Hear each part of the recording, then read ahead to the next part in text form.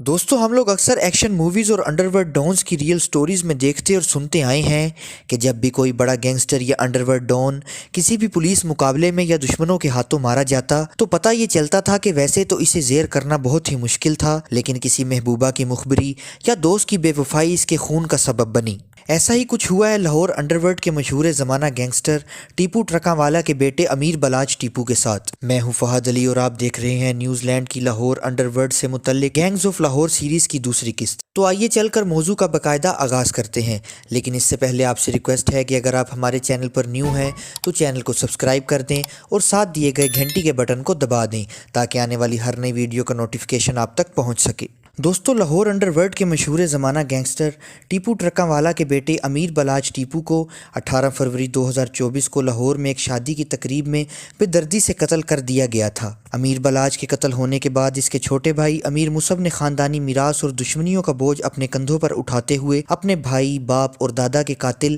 یعنی گوگی بٹ اور تیفی but per FIR درج کروائی، لیکن اس ناحق قتل کی واردات میں ستم برائے ستم یہ ہوا کہ تیفی بٹ کو امیر بلاچ کی مخبری دینے والا اس کا اپنا ہی 14 سالہ پرانا دیرینہ دوست احسن شاہ نکلا۔ CIA لاہور کی انویسٹیگیشن ٹیم کے مطابق احسن شاہ نے تیفی بٹ گروپ سے 5 کروڑ میں اپنے جگری دوست امیر بلاچ کے قتل کا سودا کیا، جس میں سے 50 لاکھ بطور ایڈوانس وصول کیے۔ CIA ذرائع کے مطابق احسن شاہ امیر بلاچ کے قتل ہونے سے پہلے خفیہ طور پر تیفی بٹ سے ملاقاتیں بھی کرتا رہا۔ امیر بلاچ کے قتل کے روز احسن شاہ عمرہ کی ادائیگی کے لیے سعودی عرب میں موجود تھا۔ اس روز اس نے امیر بلاچ کی ریکی کرنے کے لیے اس کو روضہ رسول کی زیارت کروانے کے بہانے ویڈیو کال بھی کی، جس کا انکشاف احسن شاہ اپنے کئی انٹرویوز میں بھی کر چکا ہے۔ اب احسن شاہ سمیت اس قتل میں تیفی بٹ گروپ کی معاونت کرنے والے 11 افراد CIA لاہور کی حراست میں ہیں، جبکہ اس حوالے سے لاہور کے مشہور انڈرورلڈ ڈون شاہد چودھری نے ایک نجی چینل کو انٹرویو دیتے ہوئے بڑا انکشاف کیا ہے کہ CIA لاہور نے احسن شاہ سمیت ان 11 افراد کے سر مونڈ دیے ہیں،